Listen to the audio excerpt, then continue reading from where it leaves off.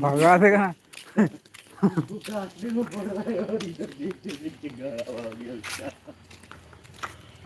लगा देगा